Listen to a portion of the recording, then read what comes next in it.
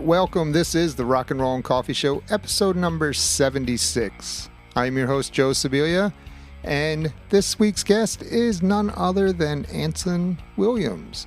Now, I know you know Anson. He played Potsie Weber on the hit TV show Happy Days. Did you know that not only did Anson play Potsie on Happy Days as an actor, but he also went on to do a lot of directing TV shows such as Sabrina the Teenage Witch, Star Trek, Baywatch, tons more, probably over a few hundred different shows that he's directed. He is also the creator of a product called Alert Drops, which is like a lemon spray that you spray on your tongue that will make you alert. No need for the caffeine or energy drinks. All you need is Alert Drops. Hey, that sounds like a commercial for Alert Drops. I think I'm going to have to get paid for that one.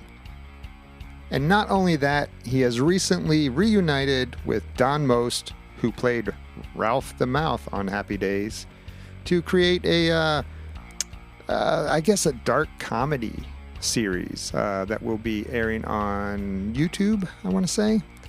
So you'll be able to check that out soon. But we talk about all of this and more on this episode of the Rock and Roll and Coffee Show. Now, if you really like the Rock and Roll and Coffee Show, go ahead and subscribe wherever you are listening to the show. And you can also head over to YouTube now and subscribe over there. All episodes will be up on YouTube, and I will be posting some video footage of different things in the near future. Thanks for listening to the show. I hope you enjoy. Hey everyone, it's Joe with the Rock and Roll and Coffee Show. I want to take a quick minute before we get on to our conversation with this week's guest and tell you about Anchor.fm. As you may know, here at the Rock and Roll and Coffee Show, we use Anchor.fm for our podcast hosting. Why do we use Anchor, you may ask? Well, let me tell you. For one, it's easy. Anchor's creation tools allow you to record and edit your podcast right from your phone or your computer. Number two, after you're done editing your podcast, Anchor will distribute your podcast for you so it can be heard on Spotify, Apple Podcasts, and many more. And the best part about using Anchor for your podcast hosting is you can make money from your podcast with no minimum listenership right from the start. Oh, and did I mention it's all free? Anchor is everything you need to make a podcast in one place. So go download the free app or go to anchor.fm to get started. And don't forget to let them know the Rock and Roll and Coffee Show sent you. You're out in California and you were born out there, correct? Yeah, I was actually created on a couch in the Bronx. Very romantic, New Year's Eve. And during the pregnancy, my mother's from Los Angeles. They were back there taking care of my grandmother. She goes, I don't want my kid to be born in New York. We got to get back to LA. So they had no money, so they took a train back to LA, and I popped out at Queen of Angels Hospital in East Los Angeles. Okay. All right. So then you, growing up there, what was it like growing up in Hollywood? Well, there was no Hollywood. Hollywood's an illusion. It's a word. But I was just a number in the world. I started in East Los Angeles, which is, it was mostly a Jewish and Hispanic community. Very hard, just kind of hardworking people. Mm-hmm. My dad got a GI loan because he's a World War II hero, 2 Purple Hearts. Wow. Yay, Dad, Veterans Day. Oh, yeah. Yeah. Oh, this guy, D-Day, Battle of the Bulge, liberating France, liberating one of the major concentration camps. My dad was a hero. Wow, go Dad. But no money, So he was able to get, the GI Bill for a house, and a 1,200 square foot house, 3 little bedrooms, 1 bathroom. And that's what I was brought up in. Just a number in the world. Just a number in the world. Yeah. But back then, this country was, it was a lot fairer. So interesting. You live long enough and you just see the change. But back then, everybody had a house. There was never this question of can you afford a house? Everyone had a house. Right. My best friends, like one his dad didn't manage the meat department. He's a meat cutter. Could afford a house. Wife didn't have to work. Had a car. It was a very, very, very different time. And if you went to the local park in the summer, free, all these events every day. You could win ribbons, all these competitions. Just a very healthy summer. Incredible opportunities to make friends and to compete in different events, whether it's everything from a carom tournament to a marathon. And your room would be filled with ribbons, and you could ride your bike there. No one would bother you. Yeah. It was an incredibly fair life, wonderful. And I don't mean to get political or anything, but yeah, no worries. Things have changed considerably. What was just common then is now luxury, Right. and which shouldn't, by the way, should not be luxury. Right. But yeah, so I was just this number in the world. I mean, Hollywood was an illusion to me too.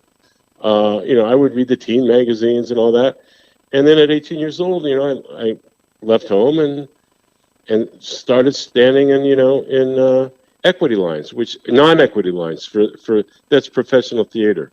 Okay. If you have your equity card, you can stand in the equity line. Otherwise, you stand in the non-equity line and hope for the best. Right. So that was it. That was the beginning of it.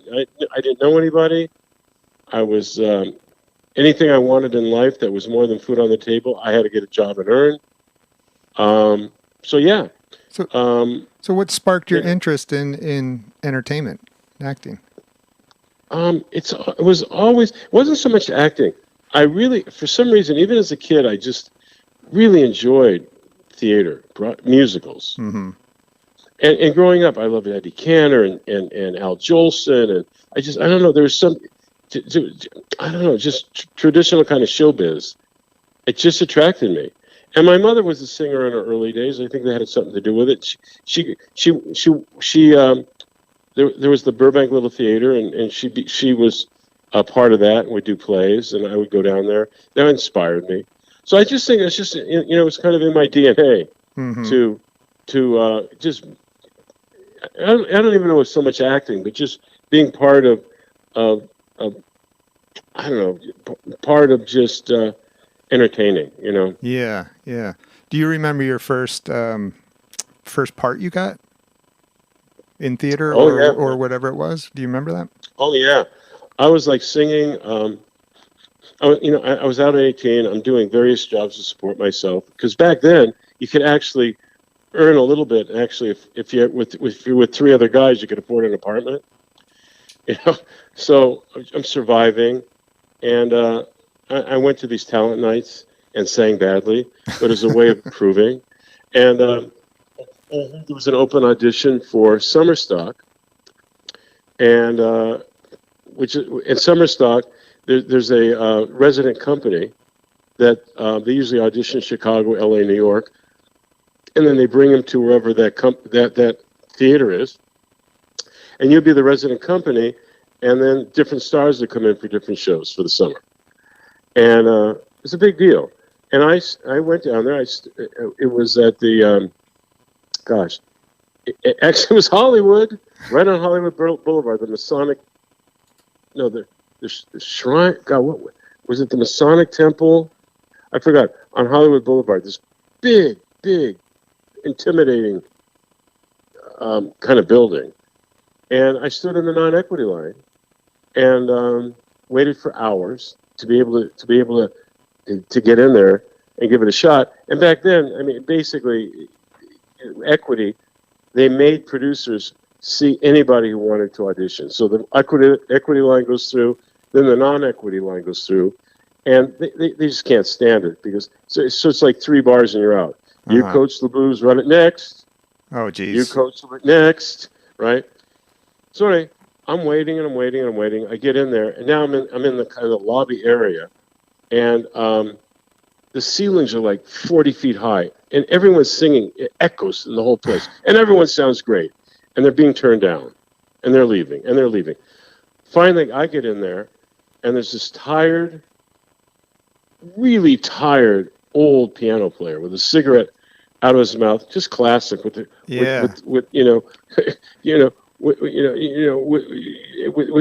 barely burning anymore. And there's like 4 tired people behind a real, like old table in this big, intimidating room, and the scariest audition I've ever been on in my life. And so they go, the piano player comes up, what do you got? What do you got? So you handed me a sheet music, which, has your song. And it was Mame. All right. You coach the Blues without the horn, Mame. I forget the words. Okay. Immediately forget the words. And I am like making up words. Oh, no. And all of a sudden, they're laughing. They're hysterical. The 4 people at the table. I suddenly realized I got through the whole song. And I'm going, oh my God, they're hysterical. They're crying. I don't even know what I'm doing, but I'm making them laugh. Right? It was funny. And anyway, they said, oh my God. Well, he said, okay, we're having immediate callbacks. And I go, what's a callback? Now they're really laughing because I had no idea what they're talking about. Meaning the people we like, we're now going to do, you're going to learn a dance routine, and then you're going to come back in here, and we'll see how you dance. Do you dance? I go, oh, yeah. Oh, sure. I don't dance. Okay? I was going to say, did you dance? I am like, it's like God did not give me that gift, man. I'm with you. God did not. Oh, it's like, I am so awkward. So awkward. So, and they go, Tommy here, and one of the 4 people get up. He's the choreographer, right? So I go out with him, and there are other people they waited for their callback, equity people, very few non-equity people, and we went into this other room, and he was teaching he was going to teach a routine. Well, let me tell you, it was a Bob Fosse Sweet Charity. It was some Bob Fosse routine, right? 1, 3, 4, 8, 5, 8. I'm going, there is no way. There is no way. Right? And there's a mirror there, and everyone's going, 1, 2, 8, 5, 1, 2, done. I'm going, oh my God. So I'm standing in back trying to be unnoticed, and I went, I'm dead. There's no way. Yeah, you're done. So I went, so I get called in with they had it like, 3 or 4 weeks, right? I get called in. I figure, screw it. I go in front. If everyone's going left, I'm going right. If they're jumping up, I'm hitting the floor. I made it a comedic bit, They're hysterical. That's great. They're hysterical. They're laughing. They're hysterical crying. Okay, it ends, and they go, okay. They go, Bill, blah, blah, blah, Mary, stay. Stay, please. Everyone else, thank you. I go, well, that's it. That's it. I start walking out. They go, Anson Williams, yes. Could you wait outside, please? Excuse me? Could you wait outside, please? Yeah. Now I'm thinking, I did so damn bad that they're gonna like come out and tell me, don't get out of show business. They're concerned that I might continue. Oh, geez. I swear on my kid said, I thought, oh my God, it's over, it's done. And I'm waiting there. And what happened in those days, they would sign contracts right there. Wow. So the people that stayed there, they're running out going, woohoo! They got a contract for the summer, right? Finally, I'm waiting. They call me in. Anson, sit down. They said, you sing okay. You can't dance for bleep. And, but you got something. Would you consider being an apprentice? We'll pay you $50 a week. I said, you're going to pay me? Right?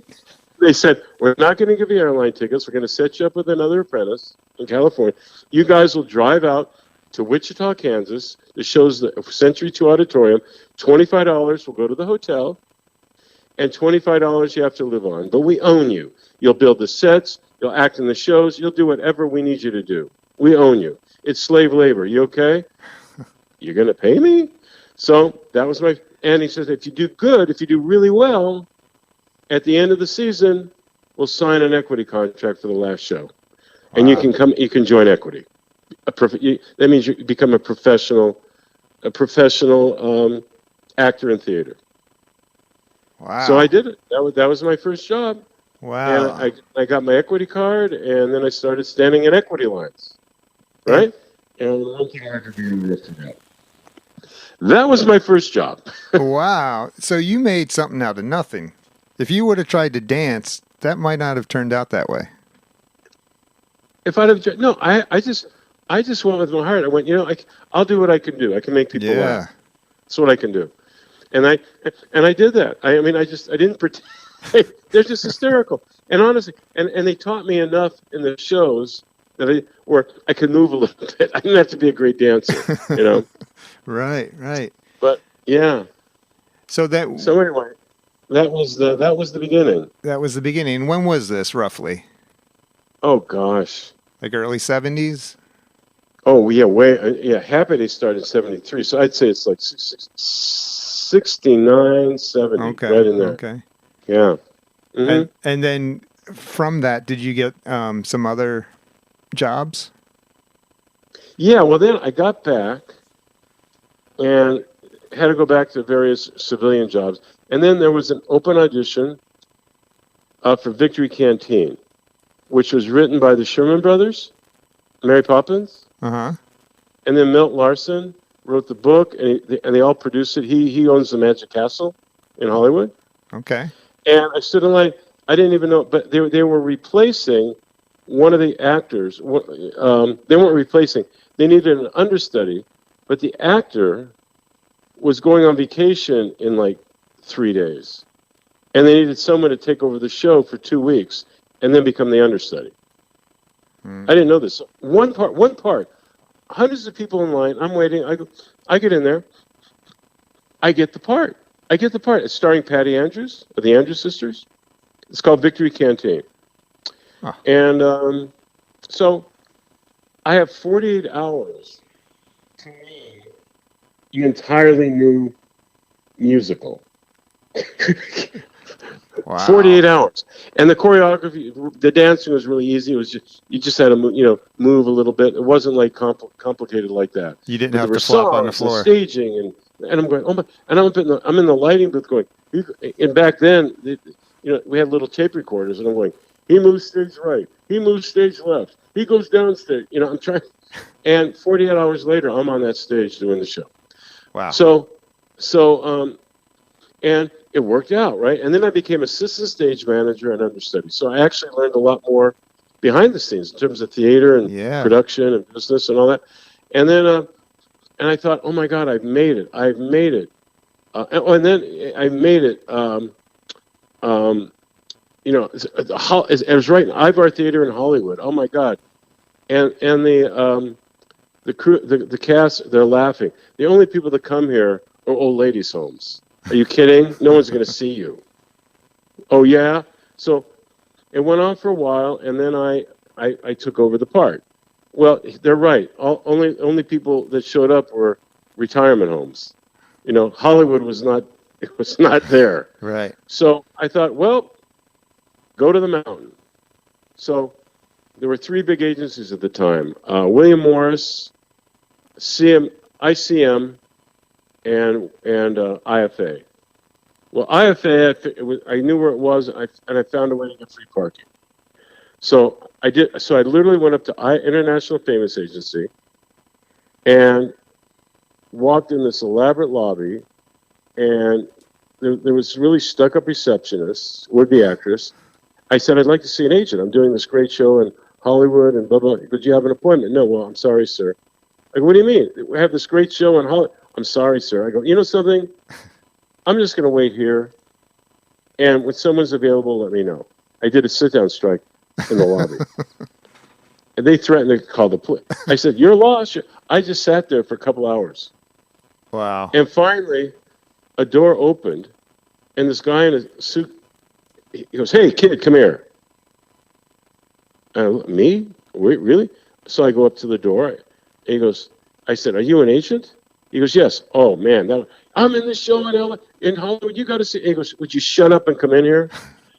So all of a sudden, I'm in the Lion's Den.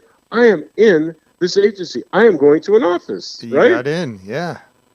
So I get to, and he was the lowest guy on the totem pole. But to me, his little office was like Shangri-La. Right. I'm sitting there. He goes, look, don't talk to me. He goes, kid, we've been hearing about this pain in the ass kid in the lobby, and he said, you're so lucky. I go, what are you talking about? I just got this breakdown for a segment of Owen Marshall, Counselor at Law, which was a big show back then with Lee Majors and Arthur Hill, right? And they need high school football players that are over 18 but look high school. He said, we don't have many people like that. You fit the bill. You're sure you can act? I go, hell yeah, man, I can act. I've never had an acting class, by the way. I've been in musicals and all that. I've never had an acting classes. class. Wow. Okay. So I go, oh yeah. He goes, okay. He said, I'm sending you down 10 a.m. tomorrow morning, Universal Studios, Black Tower, blah, blah, blah, blah, blah. You're meeting with John Epstein, blah, blah, blah, blah. You'll get there early. They'll give you sides, and you'll read for them. It wasn't like today where there was a computer where you got your sides and everything. Right. You had to go there early. Gave you the pages, and that's it. So I walk out of that agency with an interview.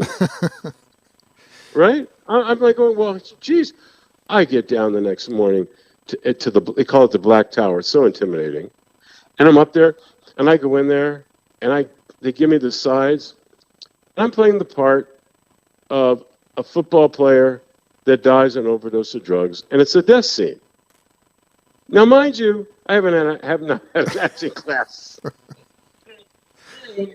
Okay, let's see how this goes. So, I go in, and I'll never forget it. There was a shag carpeting. It was like so comfortable, a huge office, and there's the casting lady sitting there to read with me, John Epstein, the producer, and a kind of a kooky guy just walking around. They did not introduce him to me. I sat down, and I did the scene, and I fell off the chair, and I died. And I felt I died good. I said, I died good. I got the part. Directed by Steven Spielberg. Wow, nice. Yeah. That's amazing.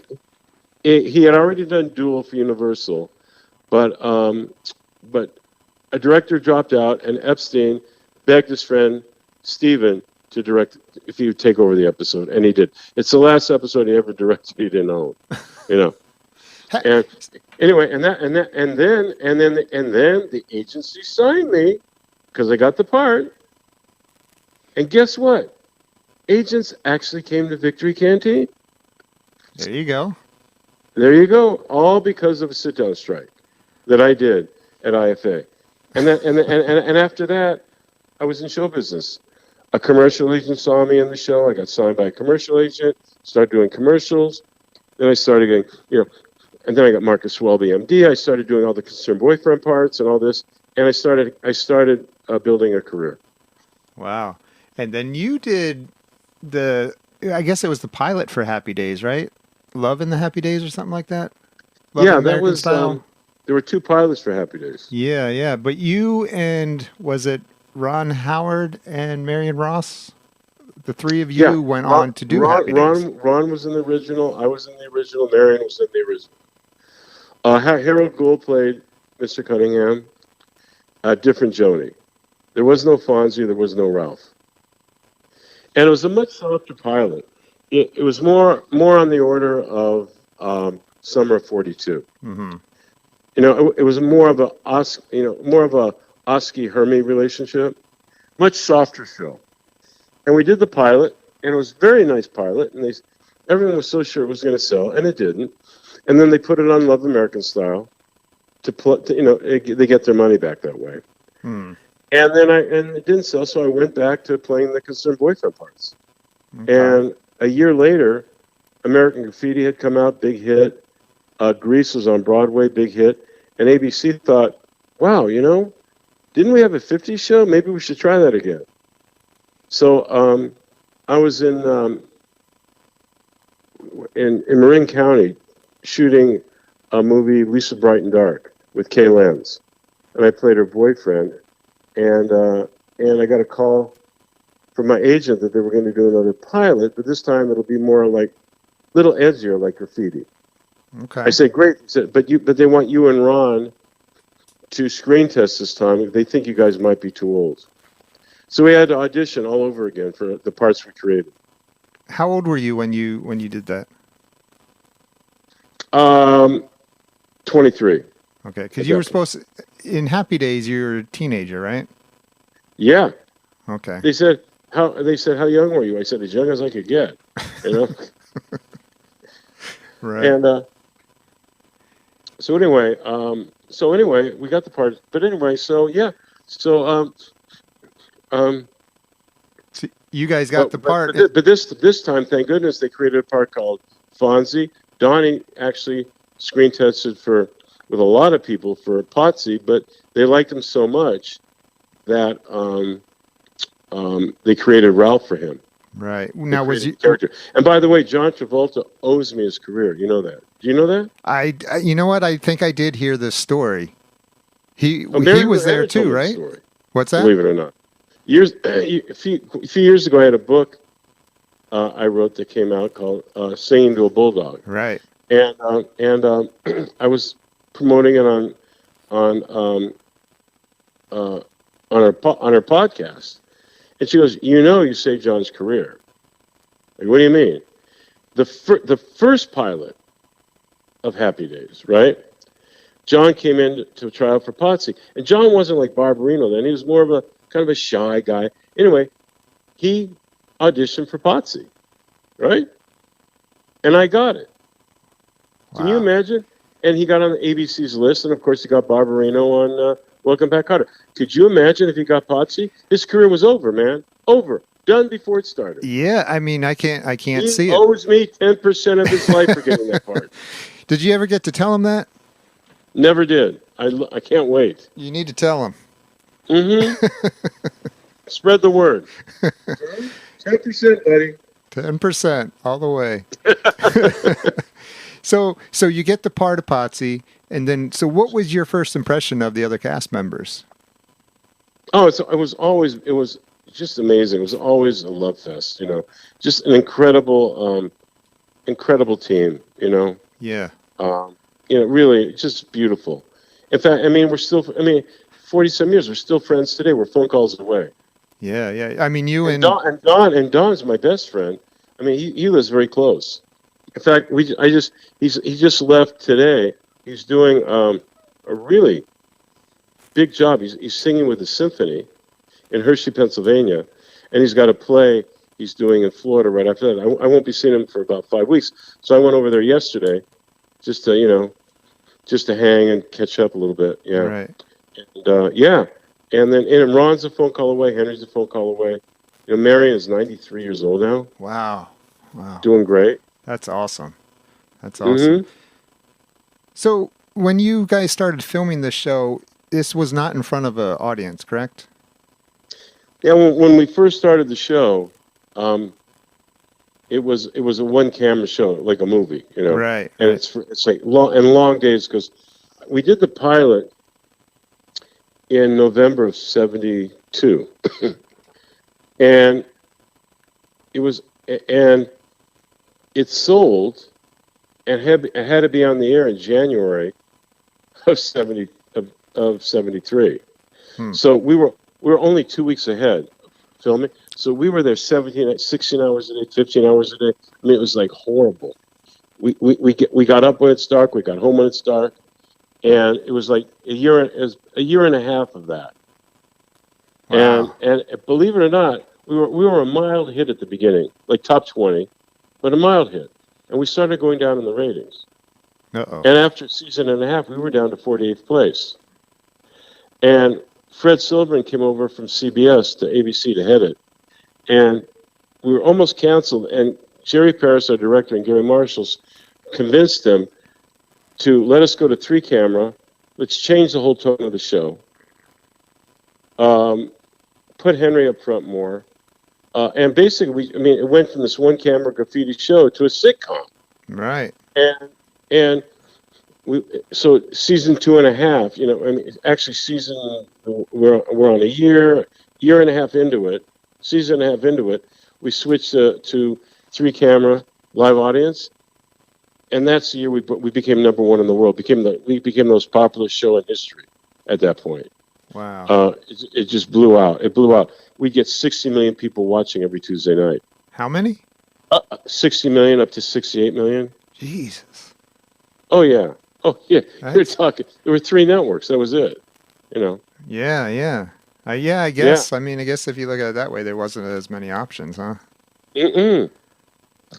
People talk. It's funny. I direct kids today. Yeah. You know, I did Secret Life of the American Teenager for 5 years. All these young shows, and they got all big headed with 3 million people watching it.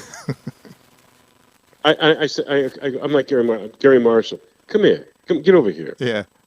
Crazy? What are you crazy? Get your head out of your butt. You know, use this time to educate yourself. You need to wear many hats in this business. Yeah. You know, yeah. use your time to educate yourself. Writing, directing, whatever. Trust me, you're not that hot. Okay. You know, and I could say that. Yeah. Yeah. Of course. Don't even start with me. You know. So when you went to a live audience, you were kind of used to that coming from some theater, right? Oh yeah, the only one Henry was out of theater, Don was out of theater, I was out of theater. The one who was nervous was Ron. Ron, okay. He had never done theater. Wow. And he was very nervous, but he came off like a champ. And yeah, and we just became this. That's when the show became a sensation. Mm-hmm. Now Fonzie wasn't a main character at the beginning, right? He had 6 lines. Was one of them A? Actually, I think Henry, 99% of Fonzie was created by Henry Winkler. Really? It was written. In fact, the choice for Fonzie was between Mickey Dolenz and Henry. Mickey Dolenz, really? I mean, I'm used to seeing Henry in that spot, so who knows how Mickey would have done, but Mickey Dolenz, but it would have been more of a cartoon. Mickey's great. Yeah. But they wrote it much more of a kind of a cartoony character. Uh-huh. And Henry grounded it. You know, he just created this whole new version of Fonzie. Whole new version. Yeah, he owned it. And he owned it. He created it. He really created it. And people ask me, "Are you jealous of Henry?" I go, "Are you kidding me? He bought me a house." Right. I'm hanging on to. I'm going, "Go Henry, go baby." Hey, I'm hanging on. Yeah, I mean, I remember when I was a kid watching Happy Days. I mean, Happy Days was huge. You guys had some dolls. You had lunchboxes. You had all the merchandise. Oh yeah, it was merchandise heaven. It's merchandise heaven for everyone but us. Yes. Right. Yeah, I recall you guys didn't get a good end of that deal, right? Well, it's one thing getting good. It's another thing getting paid. Yeah. You know? Yeah.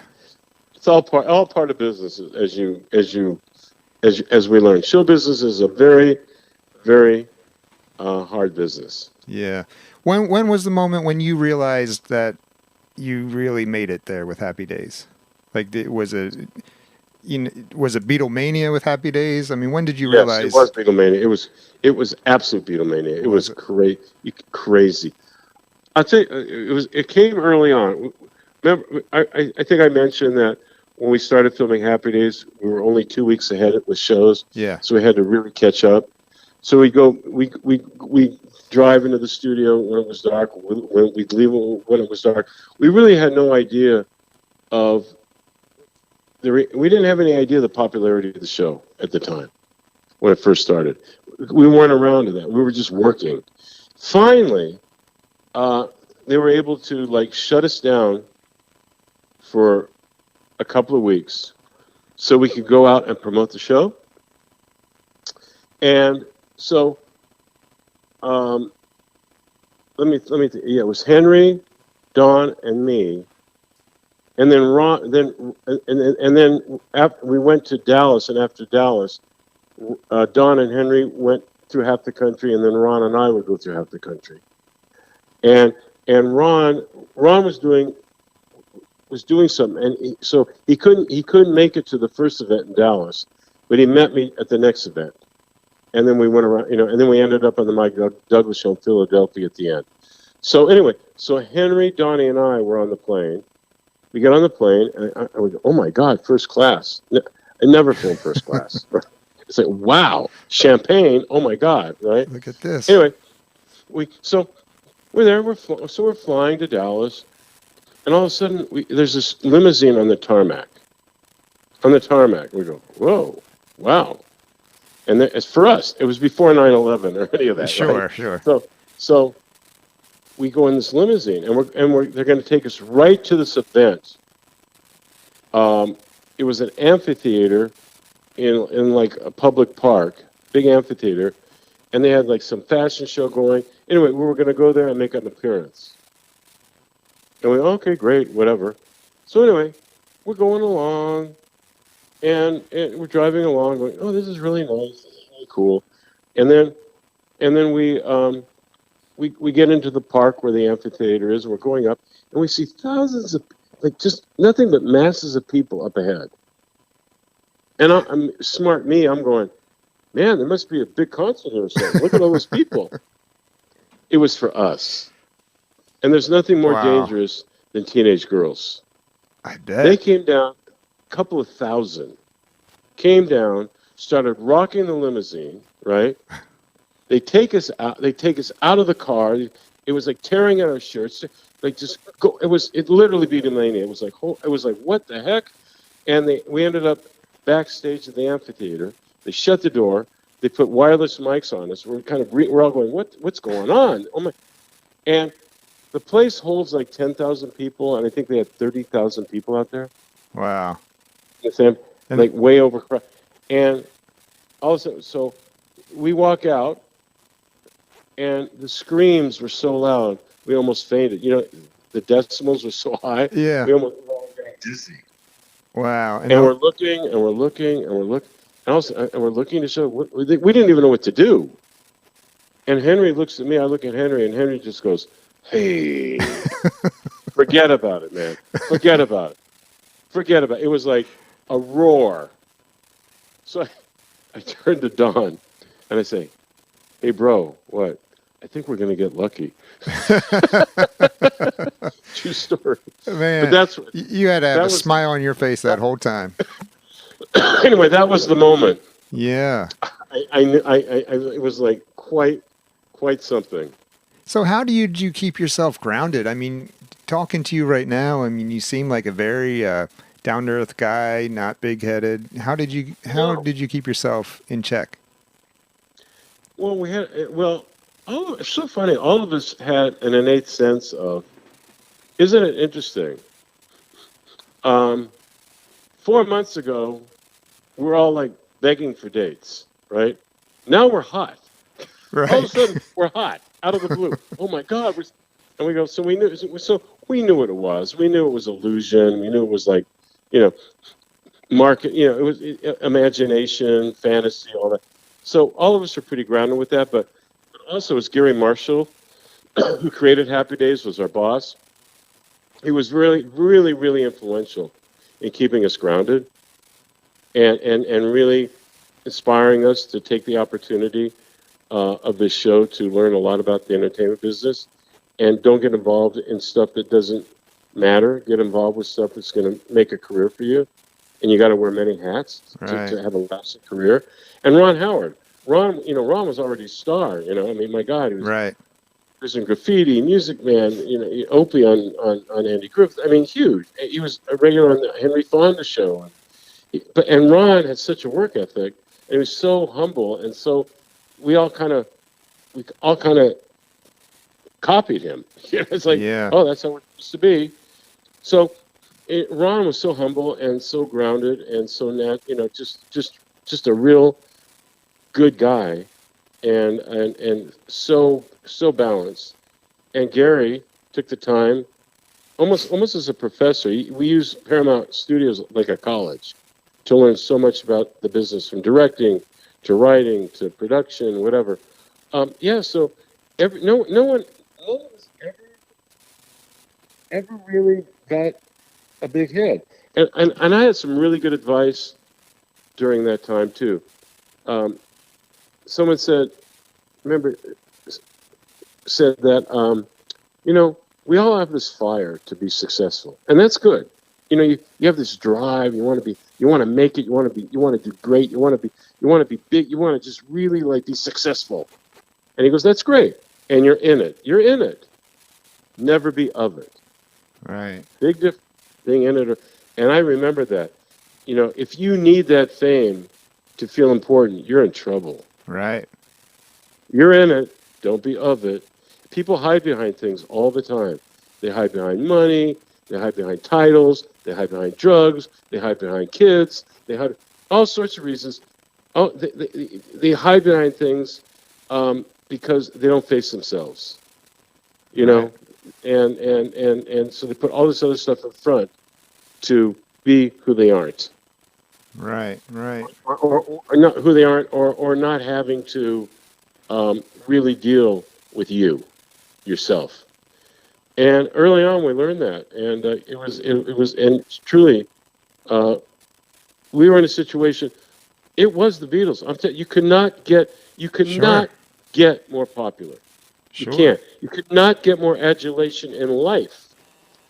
It was just so huge. Yeah. In terms of public response, so huge.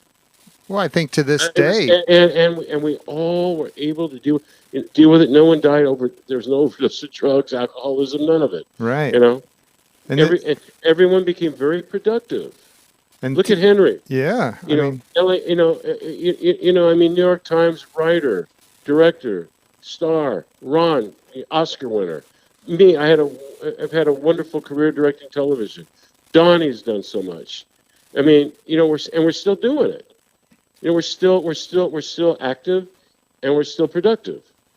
Yeah. And we never let ego interfere, you know, with our success, basically. Right. And then, so it was you that convinced Gary Marshall to let you sing on that show, correct? Yes. Now, so there was no conflict there between you and Don, because he was a singer too at the time, right? Well, I didn't know that. Okay. Don. I didn't know. I know he sang in the Catskills, but basically, for me, I've always been a person that sees what I have, not what I don't have. You know, in front of, if there's limitations, there's also opportunity. Just like your dancing situation. Time, way back then, you weren't paid like actors today. Right. Literally. And I think when I went to Gary, I think I was getting $1,200 an episode. Now today, I'd be getting $2 million an episode with those ratings. Okay, shows you the difference. All right, $1,200 an episode, and I'm going, and I'm grateful. But I'm going, but then I remember Partridge Family ended the year before. I was able to talk with David Cassidy, and David Cassidy was saying how much better he was doing off the show than on the show because he sang on the show. And when we started Happy Days, it was Brady Bunch's last year, and the Brady Bunch, they were going all over the world singing. They had a singing group. And Barry Williams was telling me how much better they're doing off the show. So I thought to myself, well, you know, I sang in nightclubs and I'm sang in musicals. You know, what if I could convince Gary to put a band on the show and let me sing, maybe I can get a record contract, and then maybe I can get booked and actually make some decent money. Right? That would be an opportunity. Yeah. So one morning, I find Gary, and I asked, you know, Gary, I want to talk to you about something. And he was busy. He goes, I'm busy. You know, later. I go, well, it'll only take a minute. Okay, you got a minute. Walk with me. So I'm walking with him. I do the elevator pitch. You got girls on the show. You got cars on the show. I said, but you don't have music. We need a band in Arnold's. A band. I sing. He goes, a band in Arnold? Whoa, a band? Rich? He goes, that's interesting. And you sing? I go, yeah, I've done this. He says, are you good? I go, yeah, I'm pretty good. Really? He goes, right then he goes, I like it. There's a show coming up at a fraternity. We're going to do the band. We'll try it out. See what happens. Great. I walk away thinking, I just changed my life. I'm singing on national television. But then he yells to me, you're singing to a bulldog. I go, what? You're singing to a bulldog, like Elvis on Ed Sullivan. He goes, he said, I don't have time to listen. I believe you're good. But if you're good, I'll get laughs. If you're bad, I'll get laughs. You're singing to a bulldog. Go talk to Bobby. Pick a song. So basically, I went and picked. What am I going to sing? I'm going to sing "I'm All Shook Up," the song Elvis sang to a bulldog. Hey, why not? Right? Yeah, I'm on national television going, well, bless my soul, what's wrong with me? I'm itching like a man on a fuzzy tree. My friends say I'm acting wild as a bug. I'm in love. I'm I'm all shook up, ooh, ooh, hey, hey, right? And there's right with a bulldog going. Anyway, Gary liked it, and he went, it works, it works. So about every third episode, I got to sing a song. And not only that, he put me in charge of my music. I got to write some originals. And guess what? Guess who signed me? David Cassidy's label signed me to a record deal. Wow. And guess what? And then I was making $1,200 an episode, right? And $17,000 a concert. That's amazing. And all because I saw opportunity where maybe other people saw negativity. Right. And then Gary came up to me later. He said, I'm so proud of you. You don't bitch. You don't bitch. You found opportunity and you helped the show too. Right? So it was a good lesson. I preach about that. It's a good lesson for people. You're seeing the negative, look at the positive. There's opportunity right in front of you. You're not looking for it. You're not seeing it. Come on. Clear your head. Find that positive button. That's fantastic. I love that story. Yeah, it's an accurate story. So Happy Days ran for what? Maybe 10 years or so? 10 and a half years. 10 and a half years. Okay. So after Happy Days was over, did you find it was harder to maybe get jobs acting because people knew you so well as Potsie? Does that happen? I knew I wouldn't be acting much after that. I didn't care. Oh, okay. I you used didn't want to become a director, producer. Oh, writer. Is that what you always wanted to do? Yeah, I mean, as I was acting, I knew, I'm not going to act that much. I'm going to get behind the camera. Gotcha. Happy Days was off the air in 1984. In 1980, I had my first film produced, and that I created, exec produced with Ron Howard. Ron directed it, and starred Betty Davis. Wow. In 1980, called Skyward. So on the show, I was already lucky enough because of Gary's and Ron's inspiration to educate myself, and I was able to create and sell shows. And so by the time Happy Days was over, I was already, pretty involved behind the camera and production. I had a lot going on. That's awesome. And I've been directing since 1985. Yeah. So you had like you were acting and you were in school to learn directing at the same time on Happy Days. Yeah. Well, the school was, I first started producing and writing, and then I didn't like and then I wanted to get into directing. And of course, I watched Ron and Jerry Paris and all that.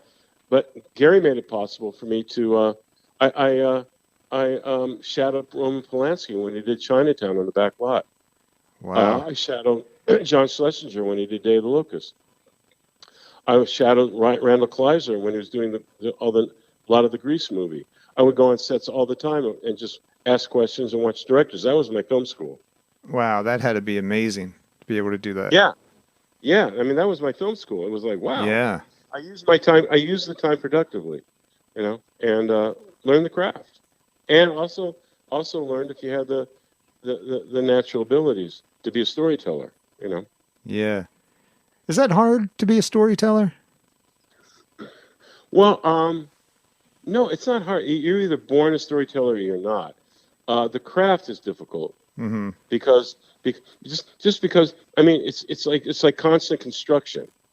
You're in the elements. You're here wherever you have to go to tell the story. Yeah. And then scripts are difficult. You want to make it a really tight, wonderful story in your script, and so there's all sorts of challenges that come with the process of making a film, television or movie. Sure. But it's also exciting. It's wonderful to have that challenge, But it is exhausting. I mean, it's an exhausting profession. Uh-huh. It's hours and hours and hours, and sometimes not the healthiest, locations and whatever, Right. You got to be careful. You've really got to be careful to keep yourself healthy, because it's very easy to eat bad, and just the hours are hard, and there's a lot of pressure, creatively and financially. There's a lot of people involved. Mm-hmm. So, but it's still I found it's still a blast. Sure. Now you've directed tons of things. I mean, your resume for directing is huge. I mean, I mean, Star Trek, Sabrina, the Teenage Witch, Yeah. all kinds of different Oh things. yeah. Oh yeah. Hercules, Xena, Sequest, Yeah. Profiler, 90210, Melrose Place. Baywatch, Yes. right? I mean, yeah. I mean, it's about over 300 shows. Yeah. That's amazing. What now Sabrina the Teenage Witch, you did a few episodes of that, correct? I did about 7 of them, I think. Yeah. I think, my guest last week on the show was a guy by the name of Paul Taylor, and he wrote the theme song for around that time for Sabrina the Teenage Witch. Uh-huh. Yeah. It was kind of funny how I had him last week and then you this week. I didn't plan it that way. It just worked out. But Okay. Never met him. no, yeah. I asked him afterwards that when I found out about if he ever worked with you. He said no. But it was just kind of funny. No, it's a really cute theme song. Yeah, yeah. So did you get the chance to direct any Happy Days episodes? No, that was Jerry Paris. Okay. And Jerry won like a bunch of Emmys for directing Dick Van Dyke, Mm-hmm. and he also played Jerry the dentist, the next door neighbor. Okay. He started as an actor. He was even in The Wild Ones with Marlon Brando. I mean, Okay. yeah, but he's one of the greatest comedy directors of all time, and that was a huge asset to have a man like that as your director. Mm-hmm. I mean, what a godsend that was. Mm-hmm. For comedy, Do you pass on knowledge, or like you worked under Gary Marshall for a while? Do you pass what you learned from him on to young actors that you're directing? 100%, 100%. That's yes. awesome. Absolutely pay it forward, 100%, and try to wake up a lot of young actors. The acting profession is a very complex one. I mean, there's a lot of insecurity in that profession, Mm-hmm. and a lot of just there's a lot of different personalities, and I just try to balance that out with my actors and try to give them a little clarity about where they are, where they're going, what they can do, what they can't do, and just hopefully give them. I try to give them a little direction in life, Mm-hmm. at least That's good. from my experiences. That's all. Just like Gary did for me, Mm-hmm. and Ron did for me. So it's more than directing a show. It's also maybe helping pointing them in a little direction. Of that might elongate their careers and stop them from making mistakes before they happen. Yeah. Yeah. Now, recently you did, I want to talk a little bit about your alert drops, because I found that very interesting. Can tell us a little bit about your alert drops? Well, alert drops. Let me backtrack a bit. Sure. My uncle, he's actually my second cousin, but I've called him uncle ever since I was born, was Dr. Henry Heimlich, who created the Heimlich maneuver. Right. And I think he's in the Guinness Book of Records of the most lives saved by one man, one individual. That would make sense. Yeah, and he was a big influence for me. And before Alert Drops, years ago, I was directing a show, and it was a very miserable location, and I was exhausted, and I'm driving home, and I fell asleep at the wheel of my car. And thank God I woke up and didn't kill anyone, but I could have killed me. Very scary. And I talked to Hank about it, and he said, "Anson, keep cut up lemons in your car." I said, "What do you mean?" And he was very knowledgeable about how the body helps the body, like natural ways of doing things. Mm-hmm. And he explained. He said it's very old science. He explained how the citric acid with the sour lemon hits the lingual nerve on top of your tongue, which is part of the trigeminal. And he says, and he said, just like going to the doctor when they test your reflexes, your knees, your arms. He said there's reflex reaction to tongue and brain too. He says when the citric acid, sour lemon hit the lingual nerve, the automatic reflex reaction of the body is adrenaline. Boop, you're up instantly. Up, alert, the body waking the body, nothing in your system. And I went, wow. So I did that for years and never had the problem again. And then years later, along with the entertainment business, I went into the product business. I love creating problem-solving products. Right. That haven't been invented before. I really, really enjoy it. And at the time, I was looking at the catastrophic problem of drowsy driving. I mean, today there's almost 200 million drowsy drivers a year. Yeah, that's a huge issue, right? Admit to falling asleep. There are more deaths, more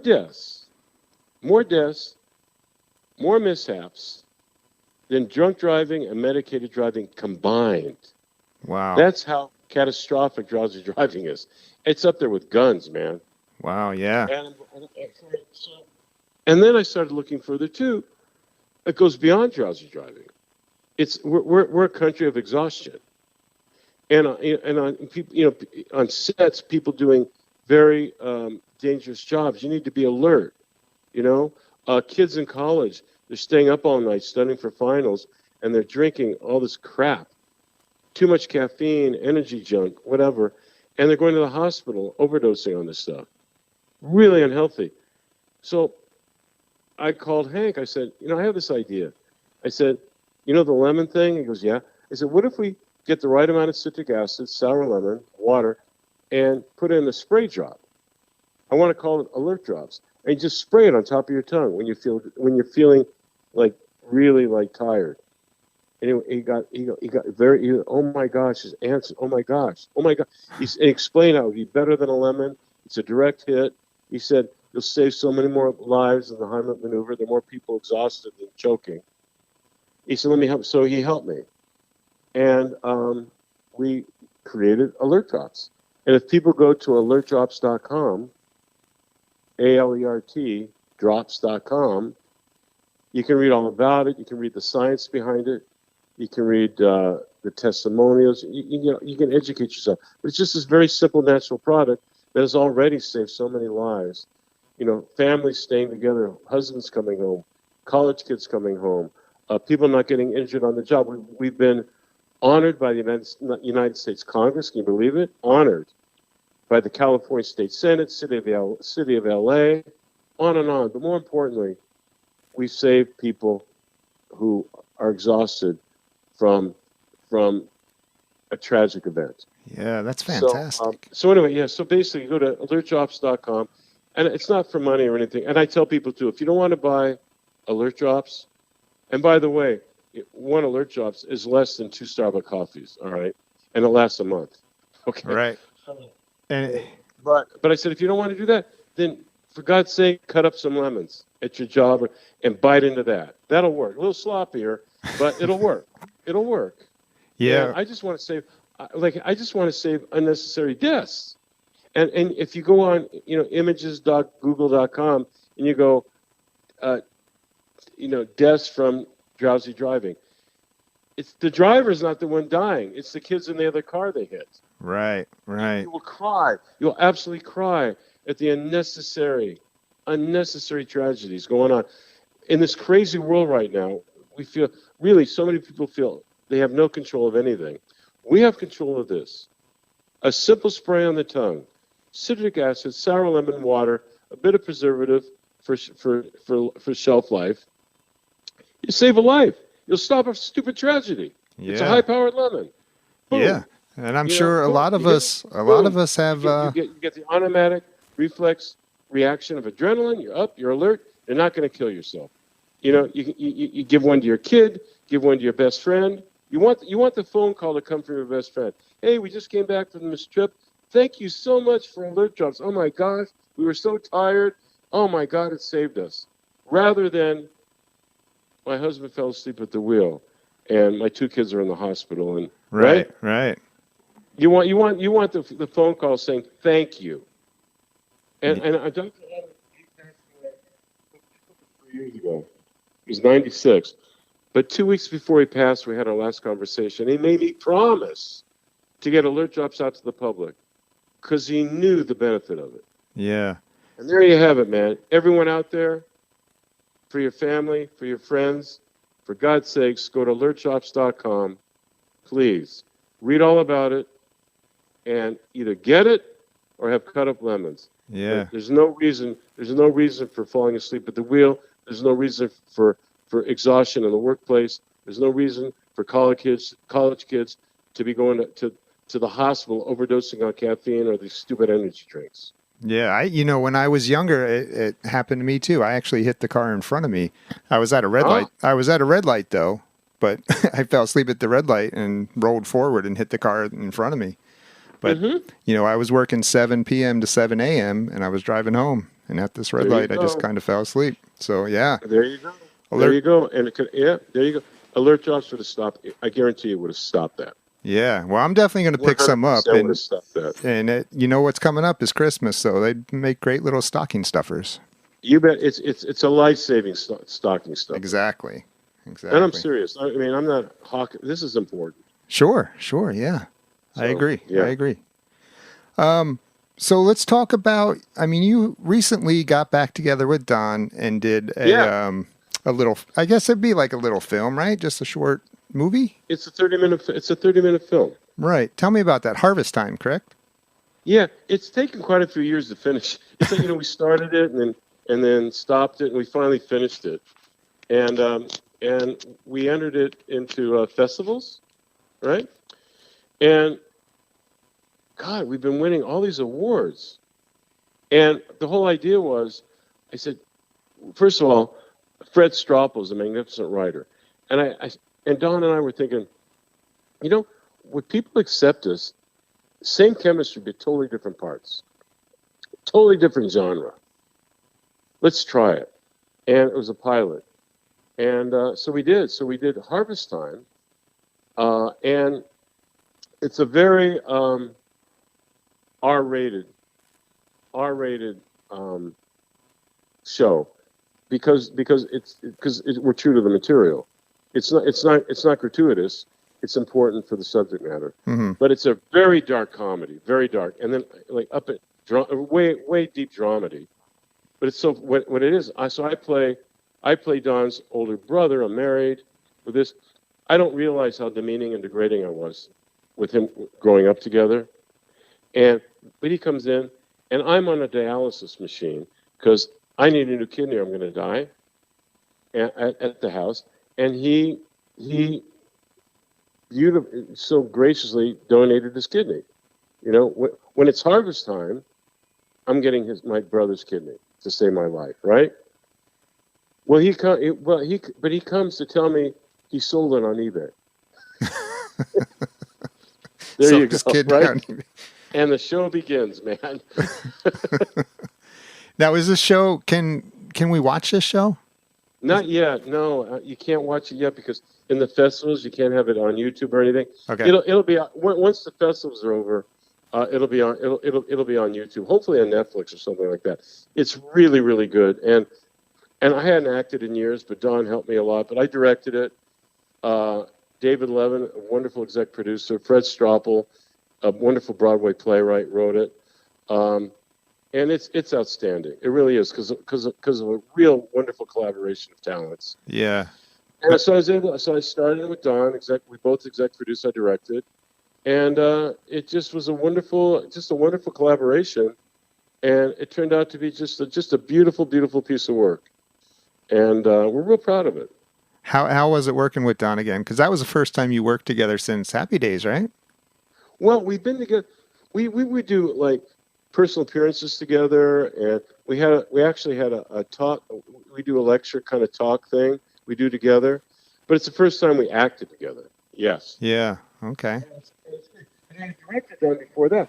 I hired him a few times for things I directed. So, but we haven't like acted together, Yeah. Yeah. And it's just wonderful. It's just he's so good. He's so good. And now you talk about singing, he's taken over. He's just doing fantastic. People should go to Facebook, Don Most, and look at his. He's got a lot of videos there of his concerts and Does he? nightclub, Okay. and now he's doing his first symphony. Oh wow! In Hershey, Pennsylvania, like 60 musicians. I mean, I'm real proud of him. That's It's a awesome. big deal. It's a big deal. He's just a marvelous performer. I mean, he's a marvelous entertainer. Incredible. One of the best American songbook um, performers in the country. Wow. He's really amazing. He's that good, and he just loves it, and he's so committed, and he's just been building and building and building, and he's getting these really major major bookings now, Yeah. and the audiences just love it. I love it. I mean, it's his time to shine, you know. Yeah. Are you still singing? No, Okay. once in a while, I'll sing for Dodger tickets, you know, for national anthem. Okay. Okay. Oh man. Well, you should get out there and sing with Don sometime. We do that once in a while. Yeah. If he does a show, I'll be there. I'll go up and we'll do almost like Being in Love. Like we'll just improv a song just for the audience for fun. That's fun. Yeah. I'm going to check his. But it's his show. It's his gig. You Yeah. know? Yeah. I'm going to check it out. I'll his check his turn. Facebook out and check that out. All right. Go on Facebook, and then look, and you'll see. I mean, you'll be very impressed. You'll be very impressed.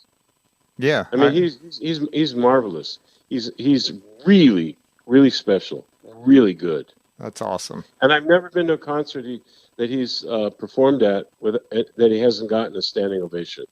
Nice. That's always a good feeling. All right, Anson. Do you go to the movies? Do you like to go to the movies? I love going to I'm going to have to start. I mean, it's been kind of off the radar because of COVID, right? Yeah. But I want to start going back. Yes. What kind of movies do you like? I've seen a couple since since they opened it up again. You know. What do you like? By the way, if I go to the movies, like movie theater, now I'm a little spoiled. You know, you have these big screen TVs, right? And so much opportunity to screen what you want here. If I go to the movies now, I want to see. I love Marvel movies. I want to have an event film. Yeah. If I'm going to the big screen, I want an event film. If it's an intimate film, I'd rather see it here. Yeah, it's that like makes I'm in sense. A small theater. You know? Yeah, definitely. So I like a film where it's just a much more memorable experience seeing it in a movie theater. Yeah, that's awesome. Then I wouldn't to go see like a beautiful drama. You know, I actually like it better watching it on my own TV. Yeah, it's more intimate, and I actually get more out of it. But if I go to the movie theater, I want an event. Yeah, I want something fun. Get that. Wow. I want to be a kid again, looking at the screen, eating my popcorn, and like just being enthralled. You know. Yeah. All right, Anson. Well, listen, man, I appreciate you taking the time. I hope everybody that's listening does check out Alert Drops. I mean, like you said, that is very important. AlertDrops.com. Guys, everyone out there, dead serious. Important. Very important. For you, your family, your friends. Very important. You know what I wanted to ask you? Whatever happened to Chuck, Richie's brother? Wasn't that his name? Which Chuck? What, wasn't that Richie's brother's name? There were two Chucks. Was there? Did you know that? I didn't know there was two Chucks. Yeah, they cast one guy, Chuck, and for some reason it just wasn't working. So they thought, oh, maybe we need a different actor. They bring in another Chuck. Literally, here's your brother now. Same name. That didn't work. And then Gary said, we just don't have room for the brother. It's like no one's interested in that character. So one day, Chuck moved out went overseas for something. One phone call, and Gary said, "Don't worry, no one will care. No one's going to remember Chuck." And that was it. All of a sudden, no Chuck. All right, man. All right, Anson. Well, listen, you take care. Be safe out there. I'm going to look forward to harvest time. Once that gets out there, I'm going to check that out. Yeah, I think you'll really enjoy it. Awesome. And have fun at the beach. It's 50 degrees tomorrow? Yeah, I can't. Well, Sunday it's 50 degrees. I can't go to the beach anytime soon, I don't think. Yeah, well, you can't come to California. It's going to be 90 tomorrow. I think it's going to be like 78 at the beach. Just rubbing it in. You know what? You'd be surprised if I come out there tomorrow and call you. Well, give me a call. We'll get a beer at the beach, 78. Yeah. Actually, I'll be in Palm Springs tomorrow. Yeah. All right, buddy. Anyway, hey, everyone out there, God bless. Everyone stay safe and stay positive. Awesome. And please see what you have, not what you don't have, all right? Awesome words. Thank you, Anson. All right, God bless. All right, we'll see you. That's all for this week.